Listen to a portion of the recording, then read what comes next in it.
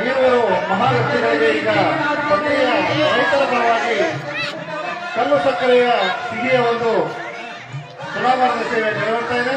ರಾಜ್ಯಕ್ಕೆ ಸಿಹಿಯನ್ನು ಕೊಟ್ಟಿರ್ತಕ್ಕಂತಹ ಶಶಿಕಾಂತ್ ಗುರೂಜಿ ಹಾಗೆಯೇ ಚೂಡಪ್ಪಣ್ಣ ಪೂಜಾರಿ ಈರುವರ ತುಲಾಭಾರದ ಸೇವೆಯನ್ನು ನಿರ್ವಹಿಸಿಕೊಳ್ಳತಕ್ಕಂಥ ಶಕ್ತಿ ಗ್ರಾಮದ ಎಲ್ಲ ರೈತ ಬಾಂಧವರಿಗೆ ರೈತ ಮುಖಂಡರಿಗೆ ತುಂಬ ಹೃದಯದ ಅಭಿನಂದನೆಗಳನ್ನ ಸಲ್ಲಿಸ್ತಾ ಇದೆ.